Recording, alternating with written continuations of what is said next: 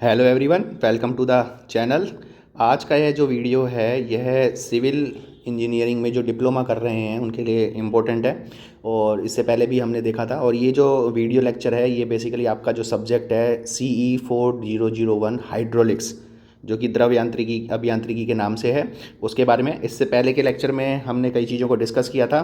तो चलिए आज के इस लेक्चर में हम कुछ चीज़ों को डिस्कस करने वाले हैं। और वो चीज़ें आपकी जो हैं वो है आपका, एक तो सरफेस टेंशन पढ़ेंगे हम, कैपिलरिटी पढ़ेंगे और विस्कोसिटी पढ़ेंगे। इस लेक्चर में हम इन तीन चीज़ों को कवर करेंगे।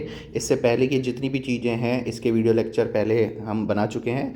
तो आप प्लेलिस्ट है आप अगर CE4001 की प्लेलिस्ट बनी हुई है उसमें ये सारे लेक्चर आपको मिलते जाएंगे। आपको बस प्लेलिस्ट को प्ले करना है, अपने आप वीडियो आपके जो भी हैं सीक्वेंस में आते जाएंगे। तो चलिए, अभी हाल फिलहाल हमारा जो मोटिव है, वो उद्देश्य है, वो क्या है, हम पढ़ने वाले हैं विस्कोसिटी के बारे में, सरफेस टेंशन के बारे में और कैपिलरिटी के बारे में। तो चलिए शुरू करते हैं आपका।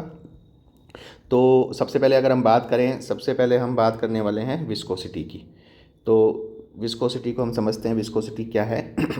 देखो, अगर हम बात करें विस्कोसिटी की, तो जहाँ पे भी शांता, विस्कोसिटी को शांता बोला जाता है, शांता वर्ड जहाँ पे भी सुनने में आता है वहाँ एक चीज़ आती है, गाढ़ापन या पतलापन। आपके फर्स्ट जो माइंड में चीज़ हिट करेगी वो यही करेगी। इसका मतलब ये है, और इसकी जो परिभाषा अगर हम एक सिंगल लाइन में इसको डिफाइन करें, it is resistance to flow.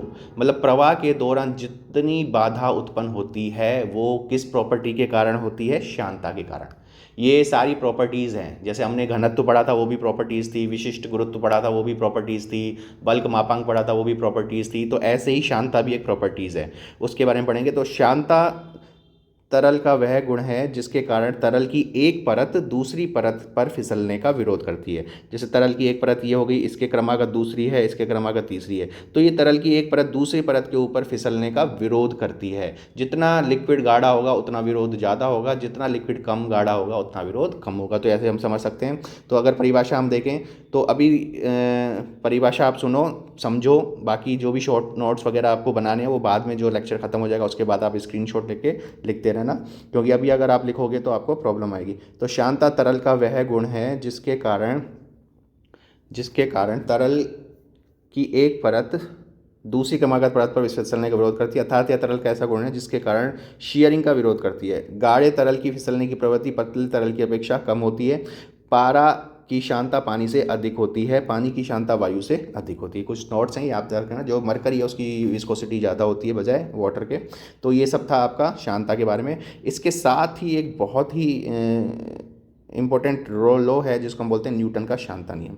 Newton ने एक नियम दिया था, न्यूटन ने एक शांता का नियम दिया था। उसके अनुसार पहले हम समझते हैं कि न्यूटन का शांता नियम क्या है। तो न्यूटन के अनुसार, जैसे ये डायग्राम भी बना हुआ है तो मैं एक डायग्राम ऐसे बना देता हूँ। जैसे सपोज ये एक प्लेट है, दूसरी प्लेट ये है, ये वाली प्लेट आपने फिक्स कर रखी है और इस काफ़ी कम डिस्टेंस है, वो तो आपको समझाने के लिए इतना डिस्टेंस बनाया गया। इन दोनों के बीच की डिस्टेंस y है सपोज।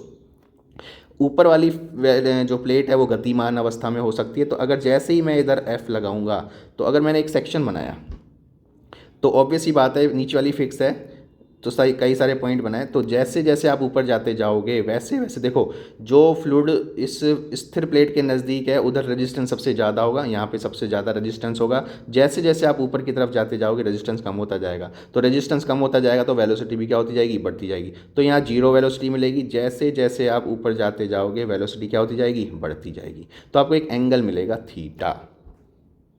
तो न्यूटन ने ये कहा था कि अगर मैं किसी भी प्लेट के ऊपर या किसी भी द्रव के ऊपर एक शीयर फोर्स, ये देखो शीयर फोर्स की तरह अप्लाई हो रहा है, शीयर फोर्स अप्लाई करूं, तो ये जो शीयर फोर्स है वो कितना कोणीय विरूपण हुआ उसके समानुपाती होता है, साथ ही दर के। यहाँ टाइम इंपॉर्टेंट है, क्योंकि देखो ये डिपेंड करेगा कि कितने समय में लिक्विड का एक पॉइंट यहाँ से यहाँ तक चला गया। तो यहाँ पे समय भी इंपॉर्टेंट है, कितना जल्दी कितना देरी से। अगर मान लो ये देरी से गया तो इसका मतलब विस्कोसिटी ज़्यादा है, और अगर ये जल्दी चला गया तो इसका मतलब विस्कोसिटी कम है। तो ये नियम है न्यूटन का शांता नियम, काफ़ी इंपॉर्टेंट नियम है। अभी हम इसको देखते हैं क्या है, न्यूटन ने क्या कहा था। इस नियम के अनुसार किसी भी तरल पर कार्यरत अपरूपण प्रतिबल, शीयर स्ट्रेस, किसी भी शीयर स्ट्रेस उस तरल के कोणीय विरूपण की दर रेट ऑफ एंगुलर डिफोर्शन है वेग प्रवणता के समानुपाती होती है। अगर शीयर स्ट्रेस टॉ है तो ये समानुपाती है D theta upon d T के। ये नियम है न्यूटन का शांता नियम। बाद में ये देखा गया कि जो ये d theta upon d t है ये बराबर आ जाता है वेलोसिटी ग्रेडियंट के d u upon d y. अब आप समझो कि वेलोसिटी ग्रेडियंट क्या है। वेलोसिटी ग्रेडियंट क्या है, जैसे जैसे आप ऊपर जाते जाते हो तो वेलोसिटी में परिवर्तन आएगा। तो वेलोसिटी में परिवर्तन डिस्टेंस के साथ कितना आया उसी को हम बोलते हैं वेग प्रवणता, वेलोसिटी ग्रेडियंट। तो फाइनली अगर हम बात करें तो ये जो शीयर स्ट्रेस है, ये जो शीयर स्ट्रेस है टॉ, ये किसके समानुपाती हो गई, d u upon d y के। इस समानुपाती निशान को हटाने के लिए हम एक कांस्टेंट को यूज़ करते हैं जिसका नाम है mu. Tau is equal to, क्योंकि जैसे आप शीयर स्ट्रेस बढ़ाओगे, और शीयर स्ट्रेस आप सबको पता होता है, शीयर स्ट्रेस क्या होता है, फोर्स अपॉन एरिया। बेसिकली हम लगा तो फोर्स ही रहे हैं, लेकिन कितने एरिया पे फोर्स लगा रहे हो वो इस प्लेट का एरिया आपको मिल जाएगा। तो फोर्स अपॉन एरिया से शीयर स्ट्रेस मिल जाती है। तो शीयर स्ट्रेस समानुपाती होगी d u upon d y के। जितनी ज़्यादा आप शीयर स्ट्रेस लगाओगे उतनी ज़्यादा वेलोसिटी में परिवर्तन आएगा। अब इस समानुपाती चिन्ह को हटाने के लिए कांस्टेंट आता है जिसका नाम है विस्कोसिटी, क्योंकि ये जो शीयर स्ट्रेस है वो किस पे डिपेंड करेगी, विस्कोसिटी पे। ये वेलोसिटी ग्रेडियंट किस पे डिपेंड करेगा, विस्कोसिटी। तो एक शब्द आता है mu d u upon d y. ये आपका है न्यूटन्स का शांता का नियम, जहाँ पे टो क्या है, शीयर स्ट्रेस, म्यू क्या है, डायनामिक विस्कोसिटी। अब ये डायनामिक गतिज शांता क्या होती है, काइनेमेटिक विस्कोसिटी क्या होता है, वो हम आगे पढ़ने वाले हैं। और d u upon d y हो गया वेलोसिटी ग्रेडियंट, वेग प्रवणता। तो ये था न्यूटन का शांता नियम। तो इस डायग्राम में वही समझा रखा है, आप आराम से इसका स्क्रीनशॉट लेके आप इसको क्लियर पढ़ सकते हो। तो यहाँ पे वही सब कुछ दिया हुआ है, देखो।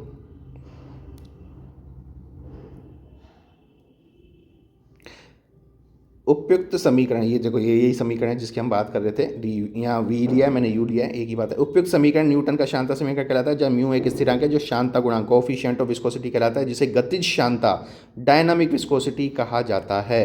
अब देखो यहाँ से एक फॉर्मूला निकल के आता है, कई बार न्यूमेरिकल्स आते हैं, वो हम आगे भी करेंगे। न्यूमेरिकल ये निकल के आता है कि सपोज आपको मैं एग्जाम्पल बताता हूँ, जैसे ये दो प्लेट्स हैं, इनके बीच में कोई लिक्विड भरा हुआ है और इन दोनों के बीच की दूरी 1 सेंटीमीटर है। सपोज आपने यहाँ पे फोर्स लगाया F और यहाँ पे विस्कोसिटी है म्यू। तो अगर मैं फोर्स लगाता हूँ 10 न्यूटन, तो अगर इस कंडीशन में 10 न्यूटन फोर्स लगाया तो वेलोसिटी कितनी आएगी। इस तरह के जितने भी क्वेश्चंस हैं, आपको अगर इस तरह के क्वेश्चंस दिखते हैं कि दो प्लेटें हैं, उनके बीच में कोई द्रव भरा हुआ है जिसकी विस्कोसिटी इतनी है, उस पर इतना बल लगाया जाता है तो वेलोसिटी कितनी होगी, या अगर उसकी वेलोसिटी इतनी है तो कितना बल लग रहा है, ये सब चीज़ें जो भी क्वेश्चंस हैं वो न्यूटन के शांता नियम से हल होते हैं। कैसे हल होते हैं, उसके लिए एक समीकरण बन जाता है। वो समीकरण क्या बनता है मैं आपको बताता हूँ, देखो यहाँ बताता हूँ। देखो हम पढ़ते हैं कि जो टॉ है वो होता है mu d u upon d y, ठीक है। टॉ आपको पता है क्या होता है, एफ अपॉन एरिया, और म्यू कांस्टेंट है।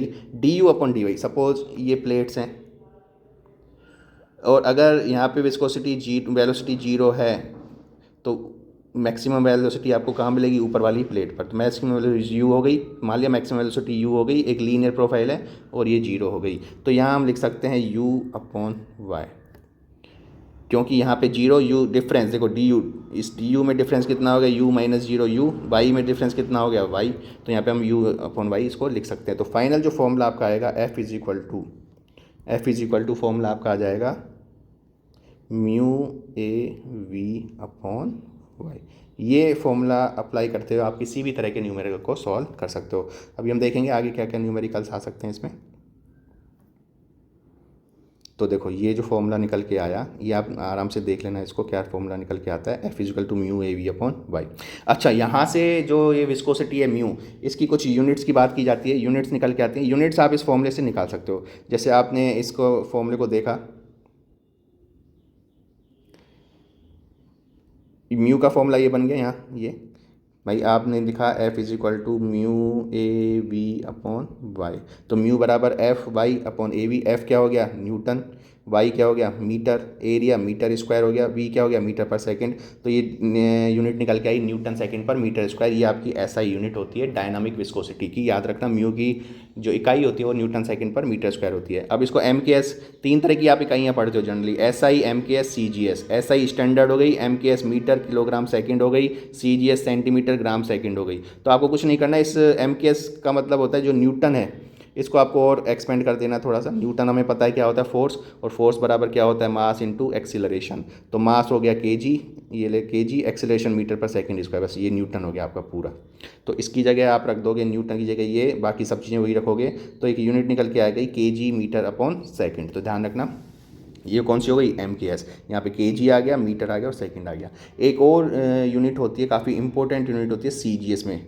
सीजीएस में क्या करेंगे आप, किलोग्राम की, ये किलोग्राम वाली यूनिट है, किलोग्राम की जगह क्या रखोगे, 1000 ग्राम, मीटर की जगह 100 सेंटीमीटर, सेकंड की जगह सेकंड। तो 10 ग्राम अपॉन ये आया। ये जो ग्राम सेंटीमीटर अपॉन सेकंड है, इसको बोला जाता है पोइस। ध्यान रखना। तो पोइस एक यूनिट है किसकी, डायनामिक विस्कोसिटी की। कौन सी होती है, सीजीएस। तो आपसे कोई पूछे भाई सीजीएस में कौन सी यूनिट होती है, तो उसका नाम दिया गया पोइस। और पोइस और इसमें कन्वर्जन करना बहुत ही ज़रूरी है, क्योंकि कई बार न्यूमेरिकल आते हैं। तो यहाँ से हम कन्वर्जन भी कर सकते हैं। देखो कन्वर्जन कैसे कर सकते हैं आप, देखो ये जो निकल के आया 1 न्यूटन, ये देखो ये निकल के आया किसके बराबर, ये देखो यहाँ 1 न्यूटन सेकंड पर मीटर स्क्वायर किसके निकल के आया, 10 पोइस के बराबर। तो यहाँ पे 1 पोइस की वैल्यू कितनी हो गई, ये वाली। तो कई बार आपको ऐसे न्यूमेरिकल मिलेंगे, सपोज एक न्यूमेरिकल आया, 2 प्लेटें उनके बीच में कोई विस्कोसिटी है भरी हुई है और उसकी वैल्यू है 10 पोइस। तो अब आप जब वैल्यू को सॉल्व करोगे, एफ बराबर mu A V upon y formula लगाकर, तो इसको न्यूटन में रखोगे, तो म्यू को तो आप पोइस में नहीं रख सकते ना, उसको भी तो मीटर की यूनिट में रखोगे। तो पोइस को चेंज करना पड़ेगा। तो पोइस को पहले न्यूटन सेकंड पर मीटर स्क्वायर में चेंज करना पड़ेगा। कैसे चेंज करेंगे, यहाँ से चेंज करेंगे। तो 1 पोइस इज इक्वल टू 1/10। तो इसकी जगह हम क्या रखेंगे, 1/10। अब ये किस यूनिट में आ जाएगी, न्यूटन सेकंड पर मीटर स्क्वायर में। तब ध्यान रखना एज इट इज़ पोइस मत रखना, क्योंकि पोइस क्या है, सीजीएस। और जो आप न्यूमेरिकल को सॉल्व कर रहे हो वो मीटर में सॉल्व कर रहे हो, और ये सेंटीमीटर में होती है। तो इसलिए आपको ये चेंज करना है, चेंज हम इससे करेंगे। तो ध्यान रखना। तो ये बात हुई किसकी, डायनामिक विस्कोसिटी की। इसके साथ ही हम डिस्कस कर लेते हैं काइनेमेटिक विस्कोसिटी के बारे में। तो काइनेमेटिक विस्कोसिटी देखो क्या होता है। काइनेमेटिक विस्कोसिटी यह तरल की गतिज शांता तथा उस तरल के घनत्व डेंसिटी का अनुपात होती है। गतिमितीय शांता काइनेमेटिक विस्कोसिटी को न्यू से लिखा जाता है, म्यू अपॉन रो। मतलब डायनामिक विस्कोसिटी म्यू को अगर आप किससे भाग कर दो, रो से, तो ये क्या यूनिट कहलाएगी, क्या कहलाएगी, काइनेमेटिक विस्कोसिटी। ध्यान रखना, म्यू अपॉन रो को क्या बोला जाता है, काइनेमेटिक विस्कोसिटी। अब कई बार क्या होगा, आपके पास न्यूमेरिकल आएगा तो उसमें म्यू नहीं दिया होगा, आपको क्या देगा, न्यू, काइनेमेटिक विस्कोसिटी दी हुई होगी। तो आपको कुछ नहीं करना, म्यू निकालने के लिए फॉर्मूला यूज़ करना। इस काइनेमेटिक विस्कोसिटी को सीधा किससे मल्टीप्लाई कर देंगे, रो से, घनत्व से, तो मुझे म्यू मिल जाएगा, फिर मैं इसको यूज़ कर सकता हूँ। अब बात आती है इसकी यूनिट्स की। इसकी भी यूनिट्स हम निकाल सकते हैं। यूनिट्स कैसे निकाल सकते हैं, यहाँ देखो आप, ये यूनिट्स निकली है फॉर्मूले से। म्यू के बारे में हमने देखा था, जो म्यू है, जो आपका म्यू था उसकी यूनिट आपकी ये निकल के आई थी। और रो आपको पता है केजी पर मीटर क्यूब होना चाहिए। तो यहाँ से जब इसको सॉल्व करोगे तो मीटर स्क्वायर अपॉन सेकंड, ये एम कैसे आई, क्योंकि यहाँ मीटर और सेकंड है। अच्छा, इसको काइनेमेटिक क्यों बोला गया, काइनेमेटिक का मतलब केवल फ्लो से होता है। अब जब आप यूनिट देख रहे हो, यहाँ पे केजी की कोई टर्म्स नहीं आती है, मतलब मास का कोई भी जिक्र नहीं होता है। ये विस्कोसिटी जनरली फ्लो की वजह से विस्कोसिटी होता है, कितना फ्लो में डिस्टर्बेंस है उसके कारण होता है, तो इसको काइनेमेटिक विस्कोसिटी बोला जाता है। अब वापस हम करते हैं इसको सीजीएस में। अगर हम लेके आए तो मीटर की जगह 100 सेंटीमीटर रखोगे सेकंड, तो 10⁴ सेंटीमीटर स्क्वायर अपॉन सेकंड, तो ये सीजीएस। तो जहाँ उसको पोइस बोला था, डायनामिक विस्कोसिटी को, म्यू को पोइस बोला गया था, यहाँ इसको क्या बोलेंगे, स्टोक। स्टोक क्या है, सीजीएस इकाई। तो दो चीज़ें देखो, पोइस और स्टोक। पोइस किसकी यूनिट है, डायनामिक विस्कोसिटी की, वो भी कौन सी, सीजीएस, वो भी कौन सी, सीजीएस। स्टोक किसकी यूनिट है, स्टोक यूनिट है काइनेमेटिक विस्कोसिटी की, कौन सी, सीजीएस। रिलेशन आपको पता होना चाहिए, यहाँ से हम रिलेशन दिखा सकते हैं। जो 1 स्टोक है भाई, 1 metre square upon second 10⁴ stoke के बराबर, तो 1 स्टोक किसके बराबर हो जाएगा, 10⁴ माइनस होकर वहाँ चली जाएगी, तो ये हो जाएगा। तो जैसे सीजीएस में रिलेशन आया था, ऐसे किस में आ जाएगा, स्टोक में। तो अगर आपको भाई कोई न्यूमेरिकल आया, न्यू दिया हुआ किसमें, स्टोक में, तो आपको उसको चेंज करना पड़ेगा, क्योंकि स्टोक कौन सी यूनिट होती है, सीजीएस। और हम जो न्यूमेरिकल करते हैं वो मीटर वाली यूनिट्स में करते हैं, तो इसको चेंज करना पड़ता है। तो इस चीज़ का हम ध्यान रखेंगे। तो ये बात की हमने किसकी, काइनेमेटिक विस्कोसिटी की। अच्छा, बात तब आती है, ये देख लेते हैं हम, शांता का तापमान पर प्रभाव। शांता का तापमान पर प्रभाव क्या होता है वो हम देख लेते हैं। तो शांता की अगर हम बात करें तो तरल की शांता तापमान पर निर्भर करती है। जैसे ही अब क्या होगा, द्रव की सांद्रता तापमान बढ़ाने के साथ घटती है, ध्यान रखना, सांद्रता क्या हो जाएगी, घटेगी। क्यों घटेगी, जबकि गैस की सांद्रता उल्टा है, तापमान बढ़ाने से बढ़ती है। इसका कारण है तरल। अब हम दो चीज़ें, देखो हम बात कर रहे हैं लिक्विड की और किसकी, गैसेस की। लिक्विड में क्या होगा, लिक्विड में आप समझ लो, फिर इसको आप पढ़ लेना आराम से। लिक्विड में क्या होता है, लिक्विड में जो मॉलिक्यूल्स होते हैं वो काफ़ी पास पास होते हैं। जैसे ही आप टेम्परेचर को बढ़ाओगे तो उनके बीच की दूरी बढ़ जाती है। अब जब उनके बीच की दूरी बढ़ जाएगी तो जो रजिस्टेंस होगा वो कम हो जाता है, और जहाँ पे भी रेजिस्टेंस कम हो जाता है वहाँ विस्कोसिटी क्या हो जाएगी, कम हो जाएगी। तो लिक्विड के केस में अगर टेम्परेचर को बढ़ाओगे तो विस्कोसिटी कम हो जाती है। यही बात अगर हम गैस के लिए करें तो गैस में क्या होगा, गैस में मॉलिक्यूल बहुत दूर दूर होते हैं, और जैसे ही आप उनके टेम्परेचर को बढ़ाते हो तो उनमें एक रैंडमनेस आ जाती है। पार्टिकल इधर उधर मूव करते हैं, जिग मूव करते हैं, एक दूसरे की बाउंड्री को क्रॉस करते हैं, तो एक तरह से रेजिस्टेंस क्या हो गया, बढ़ गया। और जहाँ पे भी रेजिस्टेंस बढ़ गया इसका मतलब विस्कोसिटी क्या हो गई, बढ़ गई। तो गैस के केस में उल्टा है, गैस के तापमान को अगर बढ़ाओगे तो विस्कोसिटी भी क्या होगी, बढ़ेगी, जबकि द्रव के तापमान को अगर बढ़ाओगे तो विस्कोसिटी क्या होगी, कम होगी। तो ये बात की आपने शांता के बारे में। तो ये जितनी भी चीज़ें थी शांता के ऊपर थी। अभी हम थ्योरेटिकल चीज़ों को कर रहे हैं, इसके बाद हम जितने भी चैप्टर कवर हो गए, जितनी भी प्रॉपर्टीज़ हमने कवर की हैं, लास्ट में हम इनके ऊपर न्यूमेरिकल को भी डिस्कस करेंगे। तो ये बात की हमने शांता के बारे में। तो चलिए, शांता के बाद हम एक्चुअली कैपिलरिटी जो है आपका केशिकात पढ़ने वाले हैं, लेकिन केशिकात को समझने के लिए कुछ चीज़ों को समझने की ज़रूरत है। तो इसके साथ ही हम देखते हैं दो चीज़ों के बारे में हम पढ़ते हैं, फटाफट देखते हैं क्या है। देखिए, ये दो बलों के बारे में पढ़ा जाता है, आसंजन और कोहेशन, संसंजन। कोहेशन, आसंजन और संसंजन, दो तरह के बल होते हैं, ये आपको पता होना चाहिए। देखो, जो आसंजन बल होते हैं ये दोनों ही बल होते हैं जो अणुओं में आकर्षण बल को दर्शाते हैं। तो आसंजन और संसंजन में क्या फ़र्क है, यदि एक ही तरल के अणु एक दूसरे को आकर्षित करते हैं तो ये संसंजन, कोहेशन कहलाता है। एक ही प्रकार के अणुओं के बीच में अगर अट्रैक्शन है, जैसे मरकरी है, मरकरी के अणुओं में आपस में अट्रैक्शन होता है तो उसको कोहेशन फोर्स कहा जाता है। पानी है और कोई सरफेस है, तो पानी के अणु और सरफेस के अणु आपस में अट्रैक्शन होता है तो पानी में कौन सा गुण पाया जाएगा, आसंजन पर पाया जाएगा। जैसे आप गम है, गोंद है, किसी चीज़ से चिपकाते हो तो आसंजन, अडेसिव इसलिए बोला जाता है क्योंकि उसमें दूसरे अणुओं के प्रति आकर्षण की क्षमता होती है, तो चिपक जाते हैं। तो ये अडेसिव नाम इसी से आया है। इस आकर्षण बल को संसंजक बल कहा जाता है। यदि भिन्न भिन्न प्रकार के तरल के अणुओं के मध्य आकर्षण हो तो आसंजन, तो भिन्न भिन्न के लिए आसंजन हो जाता है और सेम के लिए क्या हो जाता है, संसंजन हो जाता है।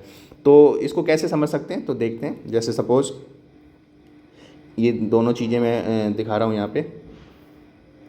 जैसे मैंने एक एग्जांपल लिया, जैसे आपकी एक सरफेस है, दूसरी सरफेस ये है, मैंने पानी को इस सरफेस पे गिराया, तो पानी को जैसे आप इस सरफेस के गिराओगे तो पानी के जो मॉलिक्यूल्स हैं ये इस सरफेस के प्रति आकर्षित होंगे, क्योंकि ये दूसरे अणुओं के बीच में आकर्षण होता है, तो ये पानी फैल जाएगा और इस सरफेस को क्या कर देगा, गीला कर देगा। इसको बोलते हैं वेटिंग लिक्विड्स। जो लिक्विड्स सतह को गीला कर दें उसको बोलते हैं वेटिंग लिक्विड्स। और वेटिंग लिक्विड्स में क्या ज़्यादा होना चाहिए, आसंजन, अडहेसिव फोर्स ज़्यादा होना चाहिए। दूसरा, एक यहाँ पे एंगल बनता है, ये वाला एंगल थीटा, थीटा बराबर कितना होना चाहिए, 90 डिग्री से कम। इस थीटा को बोला जाता है संपर्क कोण। एक दूसरा एग्जाम्पल हम लेते हैं, सरफेस वही है, अब आप मरकरी को गिराते हो। जैसे आप मरकरी को गिराओगे तो मरकरी के जो मॉलिक्यूल्स हैं वो इस सरफेस के प्रति आकर्षित नहीं होंगे। मरकरी में ऐसा गुण होता है कि अणुओं में आपस में आकर्षण होता है, इसका मतलब कोहेशन ज़्यादा है। तो कोहेशन ज़्यादा होने से ये इस तरह की शेप को ले लेते हैं और इस सतह को गीला नहीं करते, इसको बोलते हैं नॉन वेटिंग लिक्विड्स। तो नॉन वेटिंग लिक्विड्स में क्या खासियत होती है, बल कौन से होने चाहिए, कोहेशन होना चाहिए। और ये जो थीटा है, ये जो संपर्क कोण है वो थीटा 90 डिग्री से क्या होना चाहिए, ज़्यादा होना चाहिए। इन्हीं आसंजन और संसंजन बलों से ही कैपिलरिटी की परिभाषा व्यक्त की जाती है, इस चीज़ का आप ध्यान रख लेना। तो एक बार हम फटाफट देखते हैं क्या है। ये तो हमने बात की आसंजन और संसंजन बलों की। तो अभी पहले हम कैपिलरिटी की बात करते हैं। चलो, कैपिलरिटी की बात बाद में करते हैं, ये चीज़ हम पहले पढ़ते हैं, पृष्ठ तनाव। तो पृष्ठ तनाव के बारे में हम देखते हैं कि जो पृष्ठ तनाव है वो क्या है। तो पहले देखो, वही मैं कह रहा हूँ, पहले आप इन जो मैं बोल रहा हूँ उस चीज़ को आप समझो। ये सब नोट्स वगैरह जो भी हैं ये आपको इस पे हैं ही, आप इसका स्क्रीनशॉट ले लो, आप आराम से पढ़ते रहो, इसके शॉर्ट नोट्स बनाओ, ताकि आपकी प्रिपरेशन पूरी होगी, आपका रिवीजन भी हो जाएगा। तो पहले आप पढ़ो कि क्या चीज़ है। तो उसके लिए मैं आपको क्या बताता हूँ, देखो पृष्ठ तनाव क्या होता है, सरफेस टेंशन, यहाँ से नाम से ही है सरफेस टेंशन। तो सबसे पहली बात तो ध्यान रखना, इसके नाम में ही इसकी परिभाषा है, पृष्ठ तनाव। पृष्ठ मतलब सतह और तनाव मतलब खिंचाव। ये प्रॉपर्टीज़ जो है, ये गुणधर्म, ये भी देखो गुणधर्म है इसका, द्रवों का। जो भी पृष्ठ तनाव की प्रॉपर्टीज़ है वो हमेशा कहाँ मिलेगी, पृष्ठ पर मिलेगी। क्यों मिलेगी उसको हम समझते हैं, और है क्या चीज़ ये देखते हैं। देखो ये आपने कोई भी एग्जांपल लिया, लिक्विड है, नीचे लिक्विड है, मैंने एक मॉलिक्यूल्स लिया ये ए। अब इस ए मॉलिक्यूल्स के आसपास जितने भी मॉलिक्यूल्स हैं वो इसको घेरे रखेंगे। अब एक क्योंकि इनके बीच में भी अट्रैक्शन बल होगा, सेम पार्टिकल के बीच में कौन सा बल होता है, कोहेजन। तो इसके बीच में यहाँ कोहेजन, तो ये पार्टिकल इसको यहाँ खींचेगा तो इसका अपोजिट इसको यहाँ खींचेगा, ये इसको यहाँ खींचेगा तो इसके अपोजिट वाला इसको यहाँ खींचेगा, ये इसको यहाँ खींचेगा, इसका अपोजिट यहाँ। तो कुल मिला के यहाँ पे जो रिजल्टेंट फोर्स हैं वो क्या हो जाएंगे, जीरो। रिजल्टेंट फोर्स क्या हो जाएंगे, जीरो। तो रिजल्टेंट फोर्स जीरो होते ही ये साम्यावस्था में आ जाएगा, तो इस पर कोई भी इफेक्ट नहीं आएगा। लेकिन अगर हम बात करें सरफेस की, सरफेस पे एक अणु मान लिया बी, अब इसके ऊपर तो कोई अणु नहीं है लेकिन नीचे अणु है, तो नीचे वाले अणु इसको खींचेंगे किस तरफ, नीचे की तरफ। तो यहाँ पे एक अनबैलेंस्ड कोहेसिव फोर्स उत्पन्न हो जाता है, इसको बोलते हैं अनबैलेंस्ड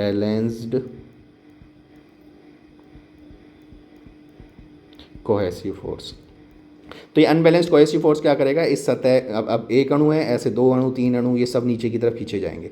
तो ये अनबैलेंस्ड कोहेसिव फोर्स क्या करेगा, इस सतह को नीचे खींचने की कोशिश करता है। ये जो सतह बनाई है इसको क्या करेगा, नीचे खींचने की कोशिश करेगा, जिसके कारण इस सतह पर तनाव उत्पन्न हो जाता है, और इस तनाव के कारण, खिंचाव के कारण यहाँ एक पतली झिल्ली का निर्माण हो जाता है। इस प्रक्रिया को हम क्या बोलते हैं, पृष्ठ तनाव, सरफेस टेंशन।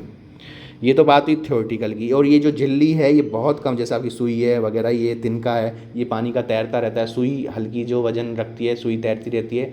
तैरने का कंसेप्ट यही है क्योंकि वहाँ पे क्या है, पृष्ठ तनाव। वैसे अगर तैरने और डूबने का हम कंसेप्ट की बात करें तो डूबती कब है चीज़, जब उस वस्तु का जो घनत्व है वो उस द्रव के घनत्व से अगर ज़्यादा हो जाए तो वस्तु डूब जाएगी, और अगर घनत्व कम है तो वस्तु तैरती रहेगी। पर सुई, स्टील का घनत्व पानी से बहुत ज़्यादा होता है लेकिन वो तैरती नहीं है। क्यों, क्योंकि उस समय वहाँ पे क्या काम कर रहा है, पृष्ठ तनाव, सरफेस टेंशन, क्योंकि वो सुई जो है वो झिल्ली पर टिकी हुई है बहुत कम वजन होने के कारण। इसके बहुत सारे एग्जांपल्स होते हैं, कई लिक्विड्स होते हैं जो पृष्ठ तनाव को कम कर देते हैं, जैसे मच्छर वगैरह हैं, ये गंदे पानी में रुके रहते हैं। अब ऐसा केमिकल डालते हो उसमें, तो केमिकल क्या करता है, उसके पृष्ठ तनाव को कम कर देता है, तो मच्छर वगैरह उस झिल्ली पर बैठ नहीं पाते। ऐसे बहुत सारे एग्जाम्पल्स हैं पृष्ठ तनाव के। आपके कपड़े धोने का एग्जाम्पल भी पृष्ठ तनाव है। डिटर्जेंट, ये जो डिटर्जेंट होते हैं वो पृष्ठ तनाव की वैल्यू को कम कर देते हैं। जो भी आपका गंदा मैला कपड़ा होगा, जो झिल्ली बनी हुई है, अगर हम उसको डिटेल ढंग से माइक्रोस्कोपिक लेवल पर देखें तो कपड़े के जो रेशों के बीच में जो झिल्ली बनी हुई है उधर पृष्ठ तनाव होगा तो पानी ईजिली एंटर नहीं कर पाएगा, और जैसे ही आप सर्फ वगैरह मिलाते हो तो उस पृष्ठ झिल्ली को ख़त्म कर देता है, मतलब पृष्ठ तनाव को हटा देता है, जिससे पानी इजीली उसमें एंटर कर जाता है, जिससे कपड़े आपके आसानी से धुल जाते हैं। तो ये कुछ एग्जांपल्स हैं पृष्ठ तनाव के, वो आप देखो क्या है, और बाकी इसकी जो परिभाषा है वो आप यहाँ से भी देख सकते हो। देखो परिभाषा की अगर हम बात करें तो क्या कहता है, यह एक पृष्ठीय गुण है जो किसी द्रव या गैस या दो भिन्न द्रव गैस की सतह पर उत्पन्न होता है। इस गुण के कारण संपर्क सतह पर एक खिंचाव उत्पन्न हो जाता है तथा सतह एक पतली झिल्ली की तरह कार्य करता है जो तनन प्रतिबल को सहन करने की क्षमता रखती है। यह प्रक्रिया असंतुलित बलों के कारण। अब यहाँ पे असंतुलित बल सबसे इंपॉर्टेंट है, एक ही लाइन में है कि भाई ये क्यों होता है, असंतुलित बलों के कारण होता है, वो भी कौन सा, कोहेसिव फोर्स, जिससे निम्न प्रकार समझा जा सकता है, वो हमने इसको समझ लिया। तो ये बात हुई इसकी।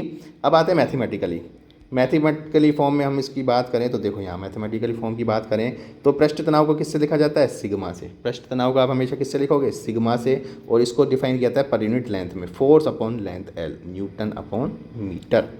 तो एफ अपॉन एल क्या हो गया, सिग्मा। तो ये वैल्यूज़ दी हुई हैं। 20 डिग्री तापमान पर पानी के लिए पृष्ठ तनाव 0.075 न्यूटन पर मीटर तथा पारे के लिए 0.051 न्यूटन पर मीटर होता है। ये वैल्यूज़ जनरली काम आती हैं कई बार, वैसे तो जनरली क्वेश्चंस जब आता है तो ये वैल्यू दी जाती हैं, पर मान लो वैल्यू नहीं भी दे तो ये दो वैल्यूज़ ज़्यादातर यूज़ होती हैं, तो इनको आप याद कर लेना। तो ये चीज़ हो गई आपकी मैथमेटिकल में कैसे लिखा जाता है। अब बात करते हैं कि जो पृष्ठ तनाव के उदाहरण क्या क्या होते हैं। पृष्ठ तनाव के उदाहरण देखो, पृष्ठ तनाव के कारण पानी की सतह पर धूल आदि कणों का रुकना, वो झिल्ली के कारण रुकता है। बारिश की बूंदों का संसर्जन अथवा पृष्ठ तनाव के कारण गोलाकार होना। पानी की बूंदें गोल क्यों होती हैं, पृष्ठ तनाव वाला जो फोर्स है वो सरफेस को कंप्रेस करने की कोशिश करता है, तो इसके कारण जो गोलाकार आकृति होती है वो सबसे कम पृष्ठीय एरिया सबसे कम किसका होता है, गोलाकार आकृति का। तो सरफेस टेंशन फोर्स क्या करते हैं, एरिया को मिनिमाइज करने की कोशिश करते हैं, कम से कम करने की कोशिश करते हैं। भाई एरिया को ही कम कर सकते हैं, मास को तो कम कर नहीं सकते, इसलिए वो शेप कैसी ले लेता है, गोलाकार। तो हमेशा ध्यान रखना गोलाकार क्यों होती है, पृष्ठ तनाव के कारण। अब बात आती है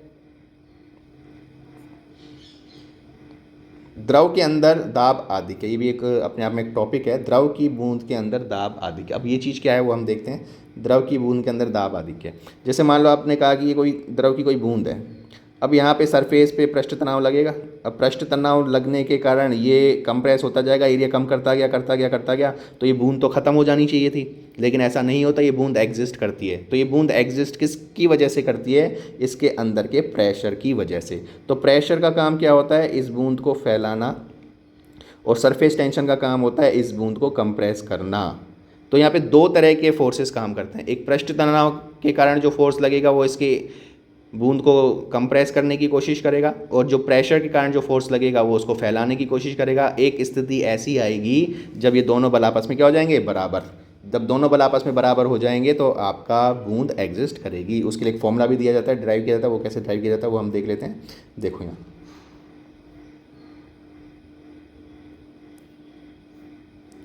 मैं आपको समझाता हूँ। जैसे ये गोलाकार बूंद थी जिसकी रेडियस r थी, मैंने इसको आधा काटा। जब आधा काटोगे तो इस तरह की शेप दिखेगी आपको। तो ये जो सरफेस है इस पर तो कौन सा काम करेगा? पृष्ठ पर पृष्ठ तनाव सिग्मा, और इसके अंदर का जो है वो क्या काम करेगा? Force sigma, pressure. तो एक फोर्स होगा सरफेस टेंशन के कारण Fs, साम्यावस्था की स्थिति में क्या होगा? Fs किसके बराबर हो जाएगा? Fp के। तो ये Fs बराबर Fp कर दिया, आपके पास फॉर्मूला निकल के आता है। तो मैं मान लेता हूँ जो सिग्मा है वो द्रव का पृष्ठ तनाव है, P बूंद के अंदर का दाब है। तो साम्यावस्था की स्थिति देखते हैं। ये देखो, ये रही साम्यावस्था की स्थिति। सरफेस टेंशन के कारण फोर्स, प्रेशर के कारण। अब सरफेस टेंशन के कारण फोर्स कैसे निकालोगे? क्योंकि सरफेस टेंशन मुझे पता है क्या होता है, फोर्स अपॉन लेंथ L। तो F सिग्मा कैसे निकालोगे? Sigma into L। अब यहाँ पे L क्या है? क्योंकि ये पूरी परिधि पर काम करेगा तो परिधि सिग्मा को किससे? परिधि से गुणा कर देंगे। और प्रेशर बराबर होता है फोर्स अपॉन एरिया। तो प्रेशर के कारण फोर्स जो होगा वो प्रेशर को किससे गुणा करोगे? एरिया से, P गुणा क्षेत्रफल। तो sigma into 2 πr, P into πr square. तो P बराबर 2 सिग्मा अपॉन r। ये आपका फॉर्मूला बन जाता है। आपसे कोई पूछे भाई बूंद के अंदर कितना दाब है बाहर के दाब की तुलना में, ऑब्वियस सी बात है अंदर का जो दाब है वो ज़्यादा होगा बाहर के दाब से, तभी तो वो एग्जिस्ट करेगी। अगर वो दोनों बल बाहर और अंदर बल या दाब बराबर होते तो वो कंप्रेस हो जाती है, पृष्ठ तनाव वाला फोर्स उसको कंप्रेस कर देता है। तो अंदर का जो दाब है वो बाहर की तुलना में कितना अधिक है उसी के लिए फॉर्मूला डिफाइन होता है। तो ये बूंद के लिए बात हुई है। ऐसे एक साबुन का बुलबुला होता है। अब बूंद और बुलबुले में भी फ़र्क आपको पता होना चाहिए। बूंद जो होती है वो पूरी सॉलिड होती है, तो उसकी एक ही सरफेस जो कि बाहर वाली वो एयर के कांटेक्ट में आती है। तो सरफेस जहाँ पे एयर के कांटेक्ट में आती है वहाँ पृष्ठ तनाव होता है। अब साबुन का जो बुलबुला होता है वो इस तरह का होता है। यहाँ दो, यहाँ बाहर वाली सतह भी और अंदर वाली सतह भी वायु के संपर्क में होती है। तो बूंद और बुलबुले में यही फ़र्क है। बूंद के लिए फॉर्मूला अगर ये है तो यहाँ पे इसका जस्ट क्या हो जाएगा? डबल। ध्यान रखना 4 सिग्मा अपॉन r, क्योंकि यहाँ पे दो कंपोनेंट होंगे पृष्ठ तनाव के कारण, जिससे इसकी वैल्यू क्या हो जाएगी? डबल। तो याद रखना जो प्रेशर होगा वो ज़्यादा होगा बजाय किसके? बूंद के। तो ये बात की हमने किसकी? पृष्ठ तनाव की। चलिए पृष्ठ तनाव के बाद अब हम बात करते हैं केशिकात की, कैपिलरिटी की। तो सबसे पहले हम समझते हैं कि जो कैपिलरिटी है वो क्या है। कैपिलरिटी केशिकात, तो पहले मैं आपको परिभाषा बताता हूँ कि अगर मेरे पास एक पतले कांच की कोई ग्लास ट्यूब है, उस पतले कांच की ग्लास ट्यूब को अगर आपने किसी द्रव में डाला तो वो द्रव या तो उस ग्लास ट्यूब में ऊपर चढ़ेगा या नीचे गिरेगा। तो किसी द्रव का किसी कांच की ग्लास में ऊपर चढ़ना या उसका नीचे गिरना क्या कहलाता है? केशिकात। ऊपर चढ़ना आसंजन बलों की वजह से होता है, इसका एग्जाम्पल है पानी। नीचे गिरना संसंजक बलों की वजह से होता है, इसका एग्जाम्पल है मरकरी। ऐसा क्यों हुआ वो हम समझते हैं। तो ये तो बात हुई किसकी? परिभाषा की। तो परिभाषा क्या कहती है? बहुत कम व्यास कांच की नली में यदि किसी द्रव में डुबाया जाए तो नली में द्रव का ऊपर चढ़ना या उसका नीचे गिरना केशिकात कहलाता है। द्रव का नली में ऊपर चढ़ना आसंजन की वजह से तथा द्रव का नीचे गिरना संसंजन की वजह से होता है। पानी कांच की नली में ऊपर चढ़ता है जबकि पारा कांच की नली में नीचे गिरता है, क्योंकि पानी में एडेशन मतलब आसंजन ज़्यादा होता है और पारे में कोहेशन ज़्यादा होता है। तो ये होगी परिभाषा। इसके बाद जैसे कैसे समझते हम, जैसे देखो आपने ये ग्लास ट्यूब है, आपने इस ग्लास ट्यूब को इस पानी में डुबोया, तो ग्लास के जो पार्टिकल्स हैं और पानी के जो पार्टिकल्स हैं वो अलग अलग पार्टिकल्स हैं। तो अगर इनमें आसंजन होगा तो पानी का पार्टिकल इस ग्लास के पार्टिकल के प्रति आकर्षित होगा, तो ये पानी का पार्टिकल ऊपर पहुंच गया, ऊपर और इसको ग्लास ट्यूब मिली तो और ऊपर पहुंच गया। तो ऐसे क्या हो गया? चढ़ता गया। तो एक स्पेस ऐसा आएगा जहाँ पे रुक जाएगा। अब ये रुकेगा क्यों? ये इसलिए रुकेगा क्योंकि जितना ये द्रव चढ़ा है इसका वज़न भी तो है, ये वज़न के कारण ये इसको नीचे ले जाने की कोशिश करेगा और एक सरफेस बन जाएगी। इस सरफेस पर क्या काम करेगा? पृष्ठ तनाव। तो पृष्ठ तनाव वाला फोर्स तो इसको ऊपर चढ़ा रहा है बेसिकली आसंजन की वजह से, और जो वेट है उसको कहाँ ले जाएगा? नीचे ले जाएगा। तो ये दोनों कंपोनेंट जब आपस में बराबर हो जाएंगे तो साम्यावस्था की स्थिति आती है और आप इस हाइट को भी कैलकुलेट कर सकते हो। तो यहाँ पे कई बार डेरिवेशन आता है, वो आप ढंग से देखना कि द्रव की ऊंचाई ज्ञात करने के लिए सूत्र की व्युत्पत्ति कीजिए केशिकात्व के लिए। तो वो चीज़ हम देखते हैं, परिभाषा तो हमने देख ही ली। तो आगे चलते हैं, हम देखते हैं कि कैसे ड्राइव कर सकते हैं। देखो यहाँ पे तो मैंने क्या माना, ये मैंने एक ग्लास ट्यूब मानी, ठीक है। और इस तरह ग्लास ट्यूब मानने से क्या हुआ,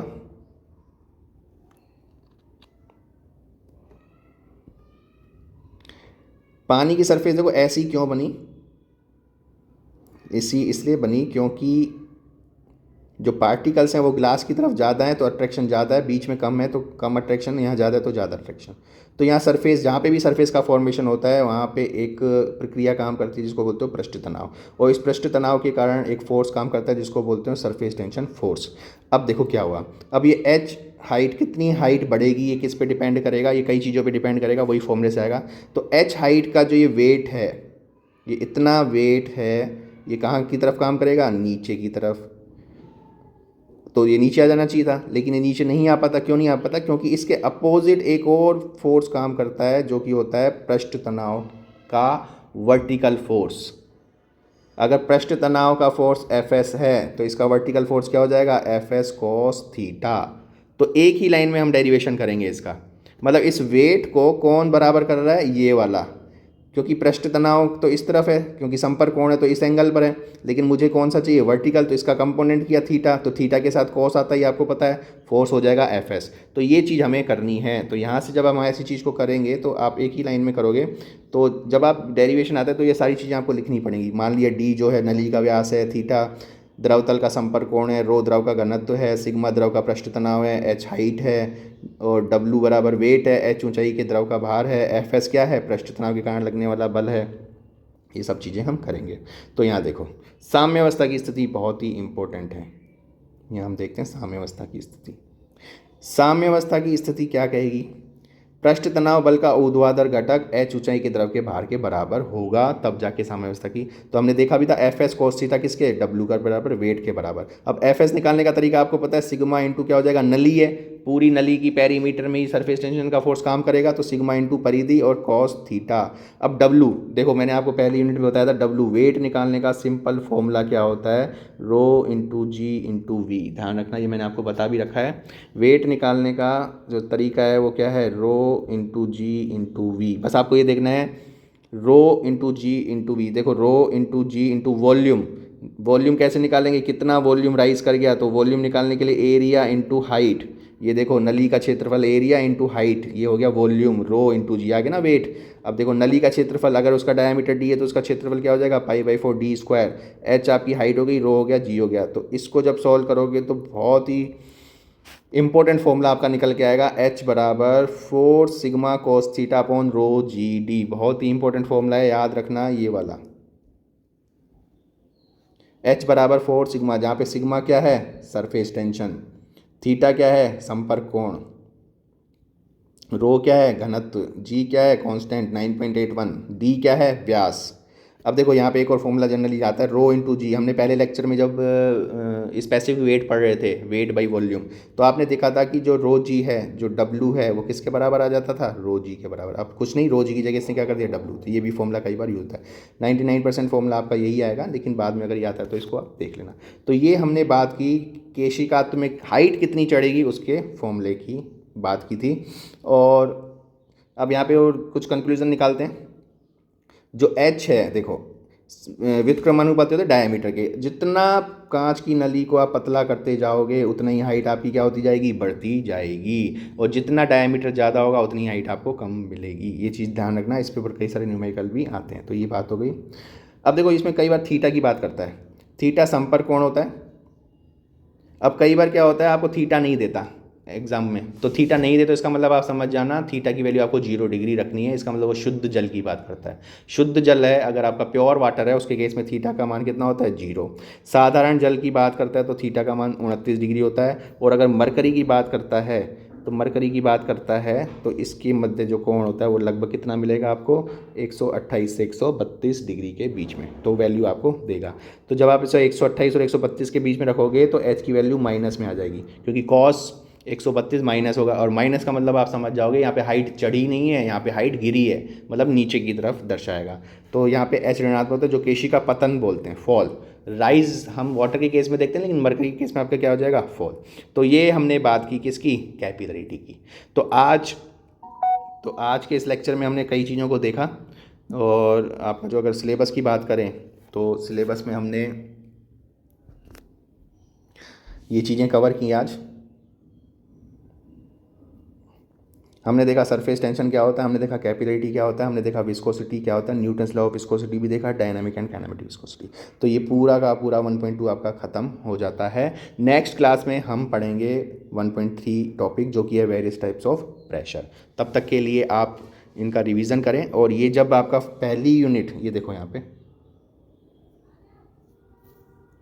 ये जब आपकी पहली यूनिट पूरी ख़त्म हो जाएगी, सेकंड पेन, ये पूरी जब ख़त्म हो जाएगी तो हम एक साथ इन पे जितने भी न्यूमेरिकल हैं उनको सॉल्व कर लेंगे।